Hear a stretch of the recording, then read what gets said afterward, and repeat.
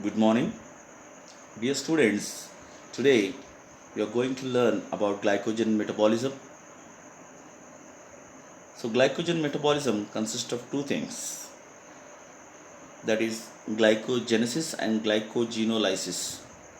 So, glycogenesis is synthesis of glycogen from glucose. It occurs during energy rich state or well fed state where there is excess of availability of ATP and glucose. So, in that condition, the excess of glucose is stored in the form of glycogen. So, this is called as glycogenesis.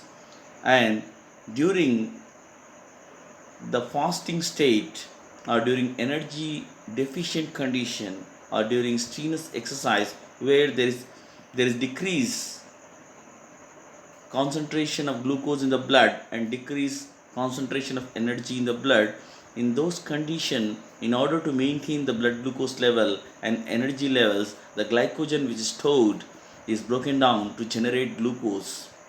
So this is called as glycogenolysis. Today we are going to learn about these two things in detail.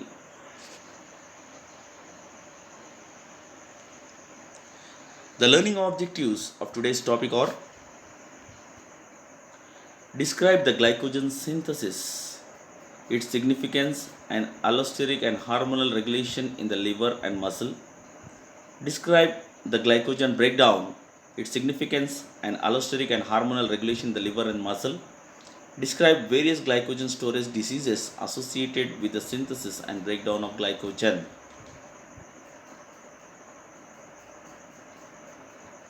So these are the learning objectives of today's topic. Then the glycogen metabolism includes two things, that is glycogenesis and glycogenolysis.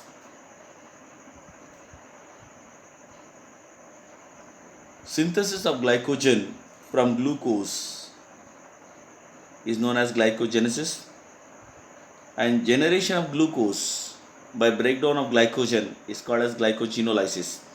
So glycogenesis and glycogenolysis are both cytosolic processes. Then let us see about the storage of carbohydrate in a normal healthy 70 kg adult human being. The amount of glycogen stored in the liver.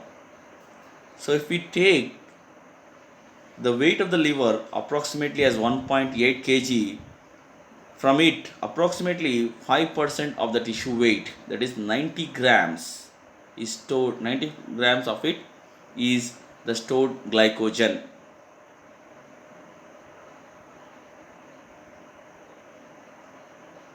And in the muscles, if we take the weight of the muscles as approximately 35 kgs, from these 35 kgs approximately 0.7% of it, that is 245 grams of glycogen is stored in the muscles. And extracellular glucose, that is, if we take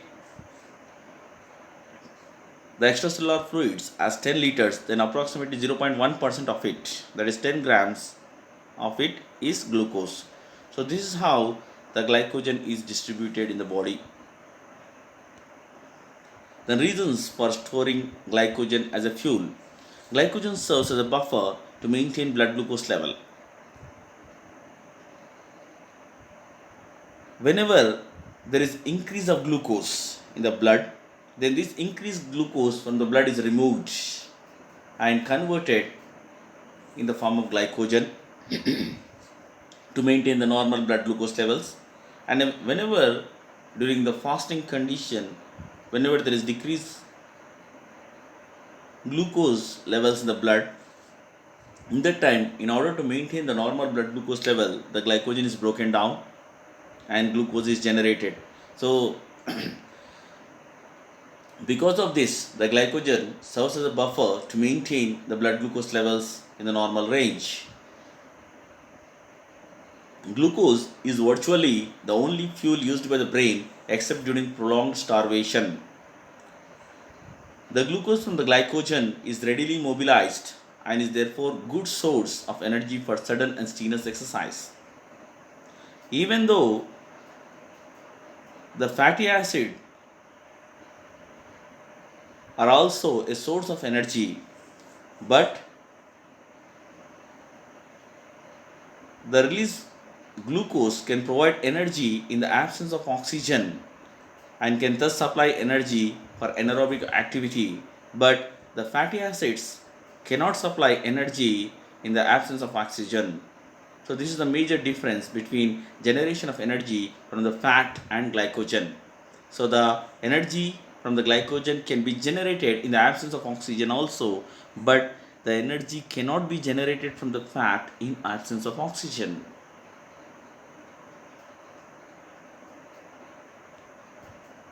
And glycogen chemistry. Glycogen is a highly branched structure. Glycogen provides a large number of sites for the glycogenolysis, permitting rapid release of glucose 1-phosphate for muscle activity. Then the chemistry. Glycogen is a homopolymer. That means it is the polymer of repeating glucose units.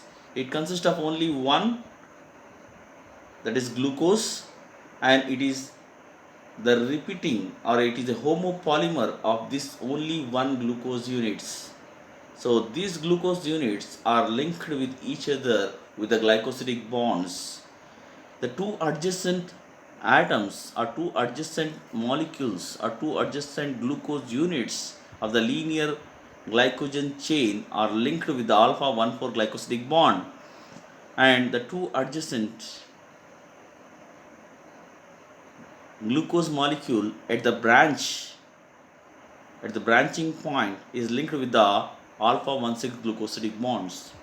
So the glycogen is made up of the repeating units of glucose, and these glucose units are linked in the glycogen by two types of bonds, that is alpha 1,4 linkage and alpha 1,6 linkage. The alpha 1,4 linkage is present between the linearly present two glucose atoms, and at the branching point the glucose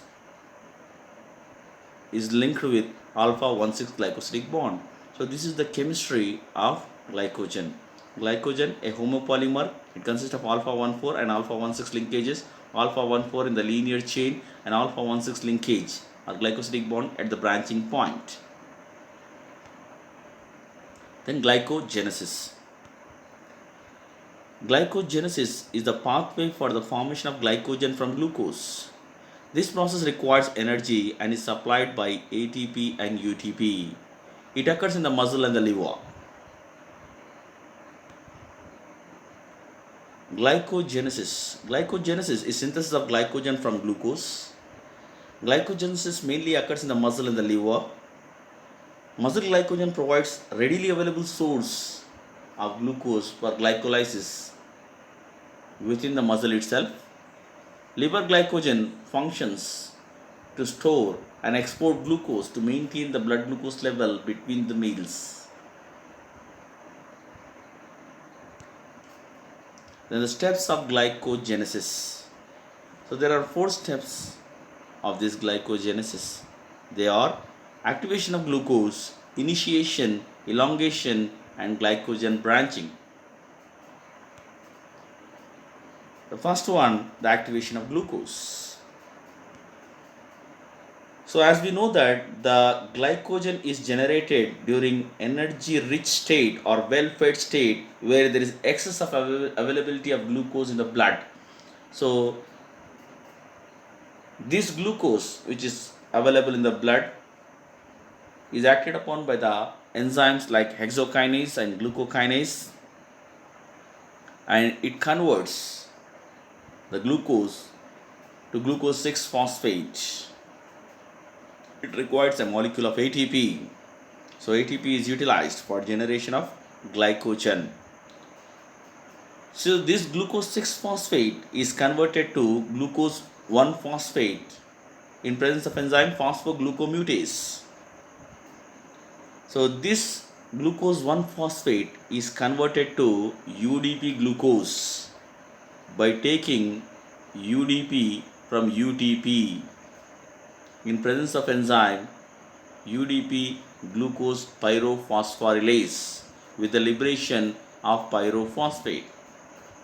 This pyrophosphate is converted to 2-phosphate molecules by the enzyme pyrophosphatase.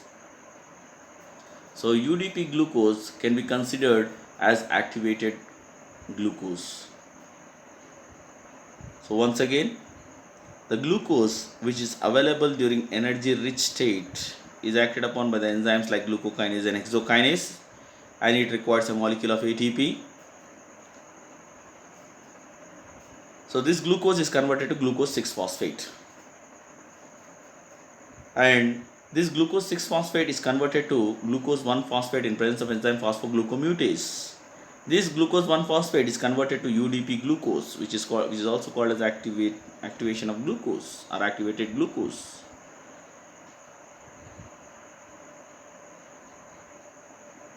This UDP glucose takes UDP from UTP in presence of enzyme UDP glucose pyrophosphorylase with the liberation of pyrophosphate. This pyrophosphate is hydrolyzed to 2 molecules of phosphate in presence of enzyme pyrophosphatase. So this is the first step of synthesis of glycogen. So where you can see there is energy consumption. So synthesis of glycogen requires energy in the form of ATP as well as in the form of UTP. So don't forget that the synthesis and storage of glycogen requires energy in the form of ATP as well as in the form of UTP. The next one is initiation. So UDP glucose is formed. So this UDP glucose now requires a primer for initiation of glycogen synthesis. So this primer may be a pre-existing glycogen fragment, or it may be a protein like glycogenin. So glycogenin is a protein which accepts the glucose from UDP glucose. So the hydroxyl end of tyrosine amino acid present in the glycogenin acts as an acceptor for the glucose molecule. So the UDP glucose hands over the glucose to this hydroxyl end of tyrosine amino acid present in the glycogenin with the liberation of UDP in presence of enzyme glycogen synthase or glycogen initiator synthase. So this is how the glycogenin is linked with the glucose. So now it takes few more UDP glucose and forms alpha 1,4 glycosidic linkages in presence of enzyme glycogen synthase. So glycogen synthase is the enzyme which helps in formation of linear chain of glycogen with the linkage of alpha 1,4 glycosidic bonds between the two adjacent glucose molecules. So in this step the linear unbranched glycogen molecule is formed. So in initiation the glycogen synthase can add glucosyl residues only if the polysaccharide chain already contains more than 4 residues. Thus glycogen synthesis requires a primer. This priming function is carried out by glycogenin. So this glycogenin composed of 2 identical 37 kilodalton subunits, each bearing an oligosaccharide of alpha 1,4 glucose units. So this is how the protein glycogenin helps in the formation of linear glycogen molecule with the help of enzyme glycogen synthase. So here you can see the glycogenin, the hydroxyl end of tyrosine amino acid is responsible for taking up the glucose from UDP glucose. So once the glycogenin is linked with the glucose, it takes few more glucose residues in the form of UDP glucose comes, and they form the linear chain of glycogen with alpha 1,4 linkage in presence of enzyme glycogen synthase. So the glycosidic bond formed is in between the anomeric C1 of the glucose moiety derived from UDP glucose and the hydroxyl oxygen of tyrosine side chain of the glycogenin. UDP is released as a product. So this occurs in presence of enzyme glycogen initiator synthase and glycogen synthase. Then third one is chain elongation. So glycogen synthase further elongates the chain by forming alpha 1,4 linkages at the non-reducing end of the glycogen from UDP glucose in presence of enzyme glycogen synthase. So this is how the chain is elongated in presence of enzyme glycogen synthase. So glucose, from the glucose in presence of enzyme hexokinase and glucokinase, glucose 6-phosphate is formed. This glucose 6-phosphate formed from glucose requires a molecule of ATP, and glucose 6-phosphate is converted to glucose 1-phosphate in presence of enzyme phosphoglucomutase, and this glucose 1-phosphate is converted to UDP glucose by taking a molecule of UDP from UTP in presence of enzyme UDP glucose pyrophosphorylase with the liberation of pyrophosphate. This pyrophosphate is hydrolyzed to 2 molecules of phosphate. The UDP glucose which is formed, so it hand over the glucose to the hydroxyl end of tyrosine amino acid of the glycogenin. So in this way, the glycogenin takes the glucose from the UDP glucose in presence of enzyme glycogen initiator synthase or glycogen synthase. So now this glycogenin further accepts the glucose molecules from the UDP glucose and forms a linear chain of glycogen without any branches in presence of enzyme glycogen synthase. So activation, initiation, activation, elongation, chain elongation. Now let us see the glycogen branching. So glycogen branching is carried out by the enzyme called as glucosyl 4,6 transferase.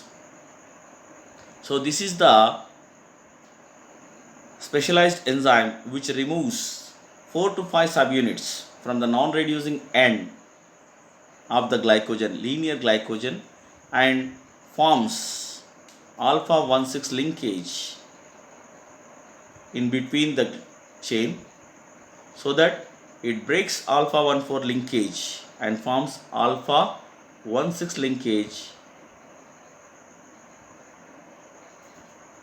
and this is carried out in presence of enzyme glucosyl 4,6 transferase. So now instead of one non-reducing end, there are 2 non-reducing ends where the glucose residues can be added in presence of enzyme glycogen synthase. So the branches are formed by the enzyme glucosyl 4,6 transferase, or it is also called as alpha 1,4 alpha 1,6 transglucosidase. So the function of this enzyme is to break 4 to 5 glucose units at the non-reducing end of the linear unbranched glycogen chain and to form alpha 1,6 linkage with the glucose residues present in between. So this is how the branches are formed. It breaks alpha 1,4 bond and forms alpha 1,6 linkage. So this is how the branches are formed in presence of enzyme glucosyl 4,6 transferase. And once the branches are formed, then the chain elongation is done by the enzyme glycogen synthase. And further branches are formed by glucosyl 4,6 transferase. This is how the full-fledged glycogen molecule is formed. So branching is important because it increases the solubility of glycogen. Furthermore, the branching creates a large number of terminal residues. The sites of action of glycogen phosphorylase and synthase. Thus, the branching increases the rate of glycogen synthesis and degradation.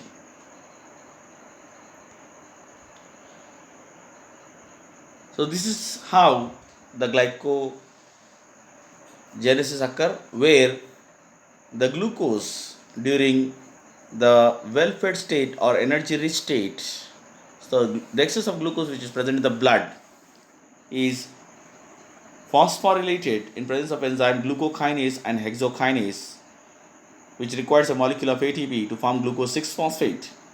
So this glucose 6-phosphate is converted to glucose 1-phosphate in presence of enzyme phosphoglucomutase. So this glucose 1-phosphate is converted to UDP glucose by taking the UDP from UTP in presence of enzyme UDP glucose pyrophosphorylase with the liberation of pyrophosphate.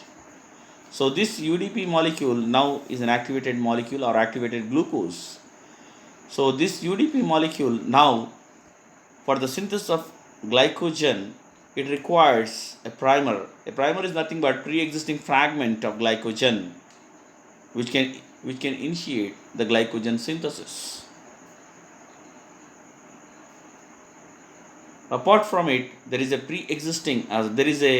protein called glycogenin, which is also useful for the synthesis of glycogen. So the hydroxyl end of tyrosine amino acid present in the glycogenin acts as an acceptor for glucose.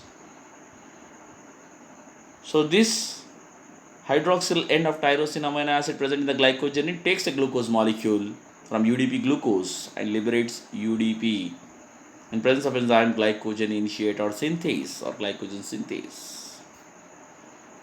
So once the glycogenin consists of glucose, there are many or few more glucose residues in the form of UDP glucose are taken up by this glycogenin to form a linear chain of glycogen in presence of glycogen synthase.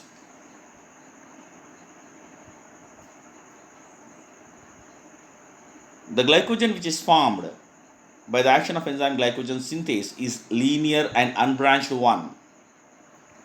To form the branches, there is another enzyme, that is glucosyl 4,6 transferase, which breaks down 4 to 5 subunits from the non-reducing end of the linear glycogen molecule by breaking alpha 1,4 linkage and forms the alpha 1,6 linkage in between as a branch. So this is how the branch glycogen is formed by the enzyme the glucosyl 4,6 transferase, which breaks 4 to 5 glucose residues, which breaks alpha 1,4 linkage at the non-reducing end of the linear glycogen and forms alpha 1,6 linkage in between to form a branch. And this branch and the chain is elongated with the help of enzymes glycogen synthase and glucosyl 4,6 transferase. So in this way, a full-fledged glycogen with branches is formed.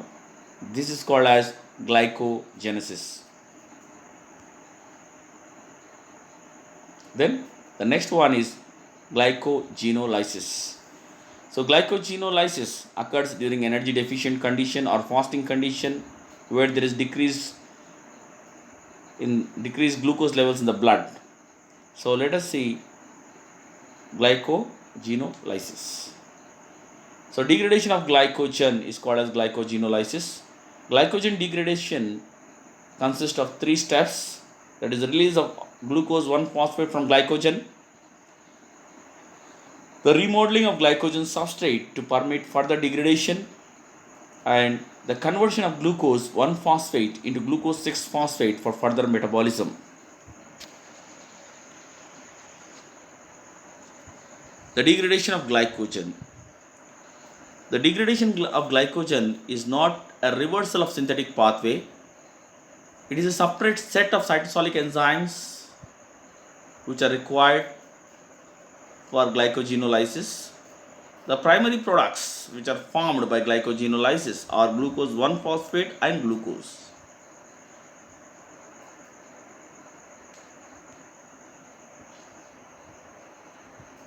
The degradation of glycogen to glucose 6-phosphate in muscle and to glucose in the liver is called as glycogenolysis.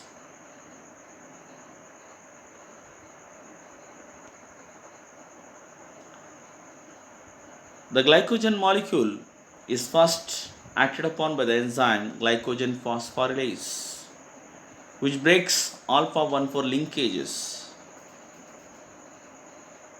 present at the non-reducing end and removes the glucose from the glycogen in the form of glucose 6-phosphate.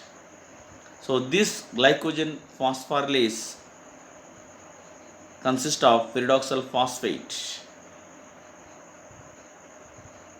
in it. So by breaking alpha 1,4 linkages at the non-reducing end of the glycogen molecule and by liberating glucose 6-phosphate, the glycogen is converted to the limit dextrins. So limit dextrins are the short glycogen, smaller glycogen molecule which cannot be further degraded by the enzyme glycogen phosphorylase.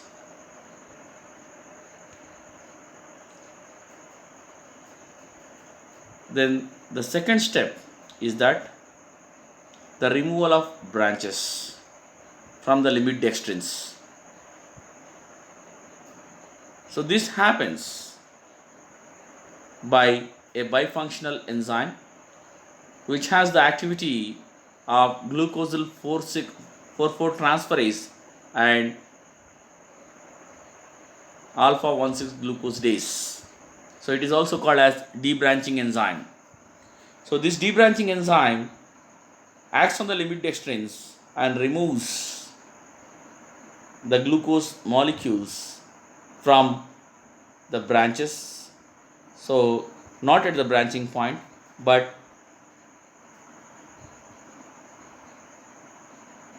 it breaks the alpha 1,4 linkages present in the branch and it forms the alpha 1,4 linkage on the other side of non-reducing end. So this is how there is only one glucose linked at the branching point with alpha 1,6 glycosidic bond. So this one glucose which is linked at the branch by alpha 1,6 glycosidic bond is acted upon by the enzyme amylo alpha 1,6 glucosidase and a free glucose is liberated.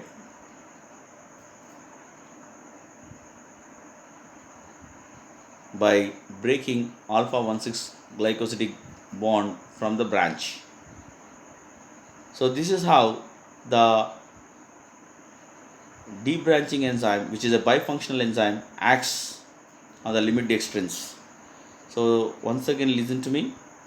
So this debranching enzyme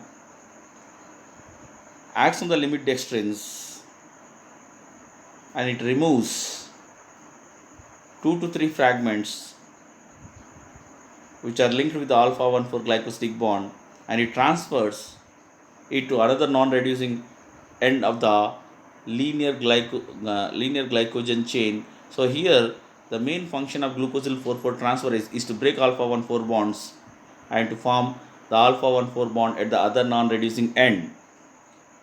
But the glucose, which is linked at the branching point by alpha 1,6 glycosidic bond, is not broken down by glucosyl 4,4 transferase. So this glucose, which is linked at the branch by alpha 1,6 glycosidic bonds, is acted upon by the enzyme, the alpha 1,6 amylo alpha 1,6 glucosidase, and it breaks the alpha 1,6 glycosidic linkage at the branching point and liberates free glucose. And with the liberation of this free glucose, there is only a straight chain of glycogen remains, and the branches are removed by the debranching enzyme. So debranching enzyme is a bifunctional enzyme which removes the branches, which is a bifunctional enzyme which consists of two things, that is glucosyl 4,4 transferase, which breaks the alpha 1,4 bonds and forms the alpha 1,4 bonds at other non-reducing end, and alpha 1,6 glucosidase, it breaks the glucose at the branching point and removes it as a free glucose. By the action of this debranching enzyme, there is a linear chain of glycogen remains. So this now linear chain of glycogen is acted upon by the enzyme glycogen phosphorylase, and it sequentially removes glycogen 1-phosphate from it.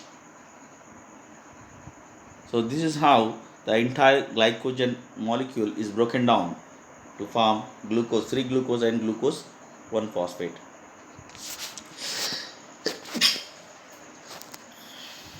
So here is the overview. So where you can see the glycogen molecule. So this glycogen molecule is converted to limit dextrins by the action of enzyme glycogen phosphorylase. So this glycogen phosphorylase acts on the glycogen and removes and breaks down the glycose alpha 1,4 bonds and removes the glucose in the form of glucose 1-phosphate until the formation of limit dextrins. Once the limit dextrins are formed, then the debranching enzymes come into action. So debranching enzyme is a bifunctional enzyme. It has two enzymes activity, that is glucosyl 4,4 transferase and glucosyl 4,6 transferase. So the glucosyl 4,4 transferase, it breaks alpha 1,4 bond at the branches and forms alpha 1,4 bond on the linear side, which you can see in the diagram. So glucosyl 4,4 transferase is nothing but, here there is breakdown of alpha 1,4 glycosidic bonds at the branches except at the branching point, and formation of alpha 1,4 glycosidic linkage at the non-reducing end to form the linear chain. So the glucose which is attached at the branching point is linked with alpha 1,6 glucosidic bond. So this glucose is acted upon by the enzyme, that is alpha 1,6 glucosidase, and removes, and it breaks down the alpha 1,6 glycosidic bond of this glucose at the branch and removes it in the form of free glucose.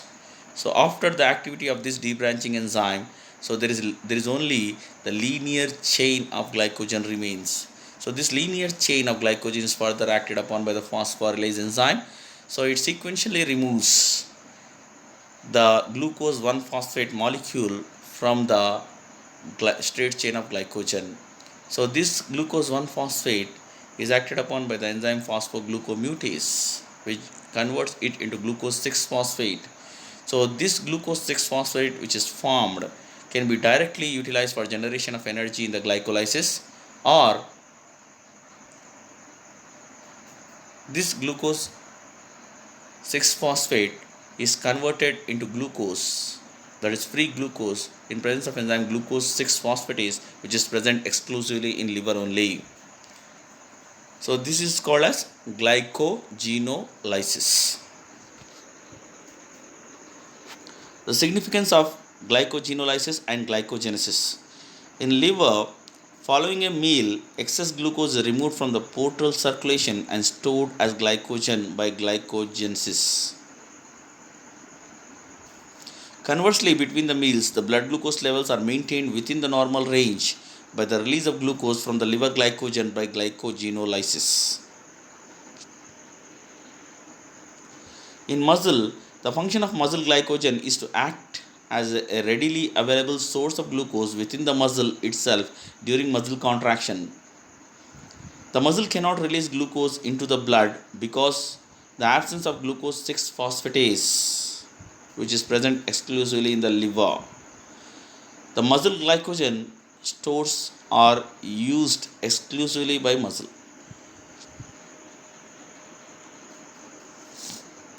Then the next thing is regulation of glycogenesis and glycogenolysis. The principal enzymes which control the glycogen metabolism are glycogen phosphorylase and glycogen synthase. So these two enzymes regulate the glycogen metabolism, and these two enzymes are regulated by different mechanisms.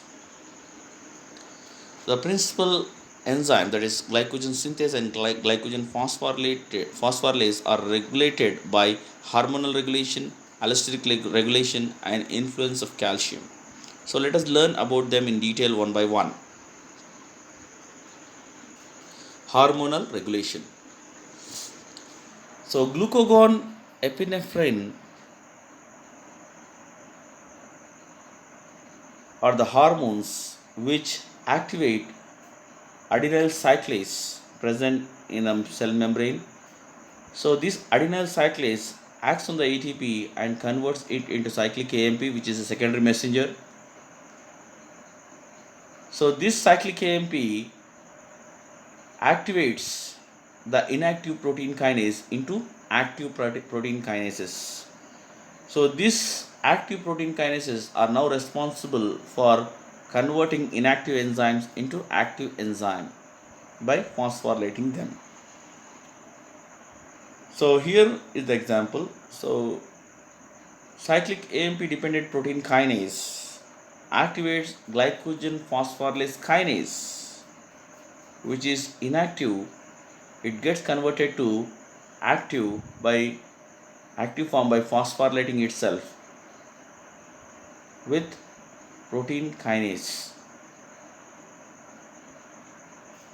So this glycogen phosphorylase kinase is responsible for phosphorylating glycogen phosphorylase and converting inactive glycogen phosphorylase to active glycogen phosphorylase. So here the insulin acts as an antagonistic to this action of hormones glucagon and epinephrine. So where it deactivates the activated glycogen phosphorylase kinase by protein phosphatase. So it dephosphorylates this enzyme, that is glycogen phosphorylase kinase.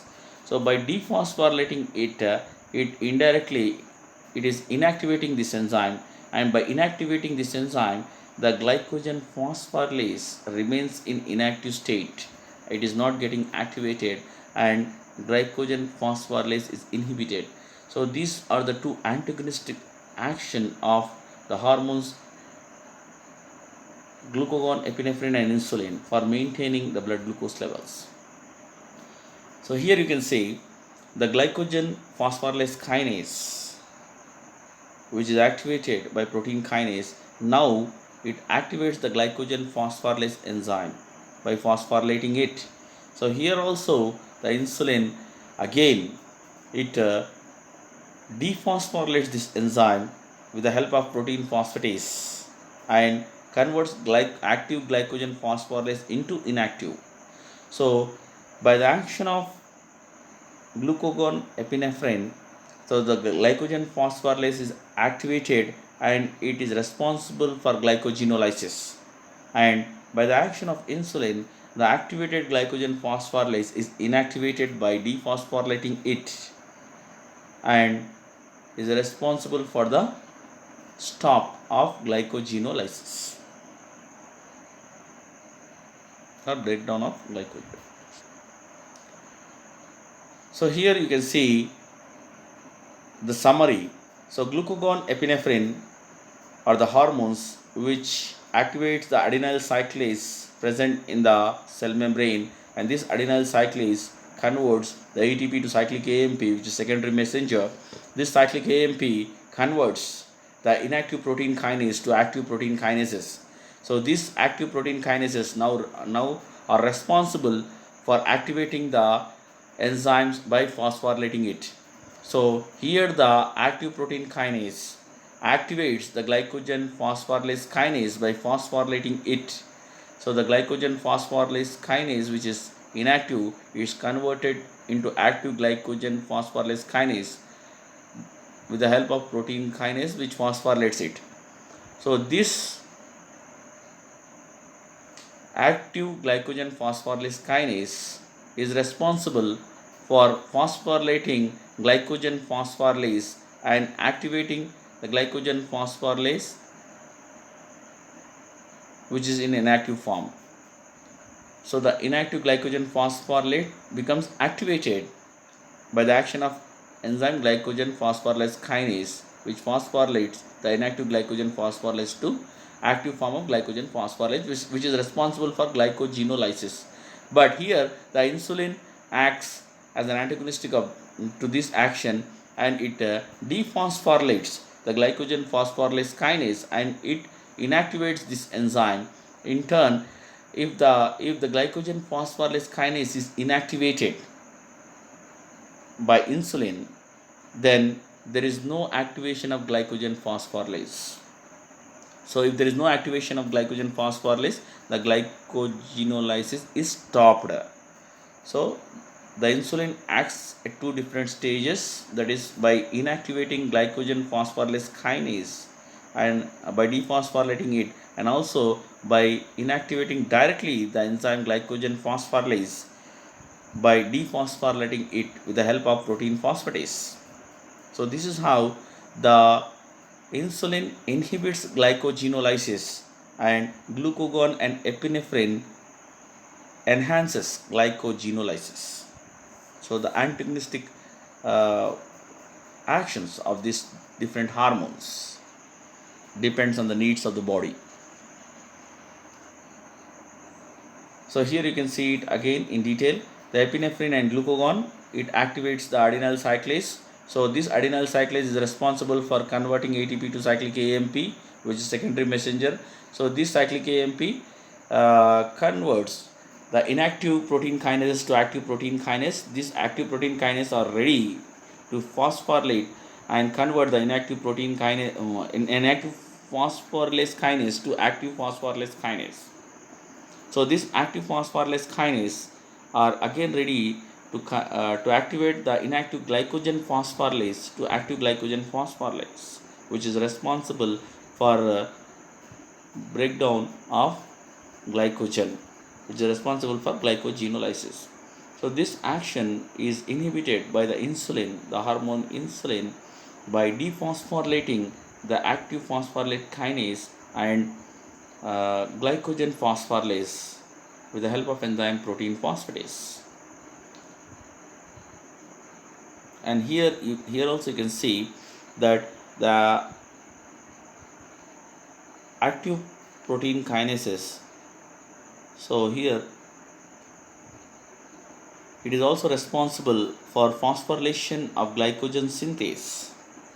So glycogen synthase, by phosphorylating glycogen synthase, this epinephrine and glucagon are inactivating the glycogen synthase. So these hormones, epinephrine, glucagon, they are activating the enzyme glycogen phosphorylase by phosphorylating it, and these hormones, epinephrine and glucagon, are inactivating the enzyme glycogen synthase by phosphorylating it. The same hormone, they are activating the glycogen phosphorylase, which is responsible for glycogenolysis, and it is inactivating glycogen synthase which is responsible for glycogen synthesis. That means the epinephrine and glucagon are responsible for increased blood glucose levels, whereas the insulin, which inhibits the phosphorylation of glycogen phosphorylase, is responsible for decreasing the blood glucose level and synthesis of glycogen by dephosphorylating the glycogen synthase. So this is how the epinephrine and glucagon, they activate glycogen phosphorylase and inactivate glycogen synthase, and insulin, it inactivates glycogen phosphorylase and activates glycogen synthase. So here you can see exclusively the insulin role in regulation of glycogen metabolism by the action of protein phosphatase. So the protein phosphatase dephosphorylates the inactive phosphorylase kinase and inactivate glycogen phosphorylase and inhibit glycogen breakdown, that is nothing but inhibit glycogenolysis. And same protein kinase of insulin, it dephosphorylates the glycogen synthase and activate the glycogen synthase. So this activated glycogen synthase is responsible for glycogenesis or synthesis of glycogen. So both the actions of this insulin are responsible for decreasing the blood glucose levels. Then influence of calcium. So here you can see the calcium directly influences without any cyclic AMP involvement. It directly activates the phosphorylase kinase enzyme and activates glycogen phosphorylase and is responsible for glycogenolysis. So calcium along with glucagon and epinephrine is responsible for glycogenolysis. Then allosteric regulation. So in allosteric regulation, the two enzymes, that is glycogen phosphorylase and glycogen synthase. So the glycogen phosphorylase is the enzyme that is responsible for generation of glucose from glycogen or the breakdown of glycogen to glucose. So this glycogen phosphorylase is inhibited by ATP, that is high energy concentration and high concentration of glucose 6-phosphate, and it is stimulated by AMP. So here the glycogen breakdown occurs, or it is feedback regulated by high energy concentration, which inhibits the glycogen phosphorylase, and high concentration of glucose 6-phosphate during well-fed state also is responsible for inhibition of enzyme glycogen phosphorylase. And increased concentration of adenosine monophosphate, it stimulates glycogen phosphorylase. In the similar way, the increased concentration of glucose 6-phosphate is also responsible for glycogen activation of enzyme glycogen synthase and is responsible for synthesis of glycogen. This is how these products which are formed regulates the glycogen metabolism by glycogenesis and glycogenolysis. So this mechanism is called as allosteric regulatory mechanism by the products. Then glycogen storage diseases.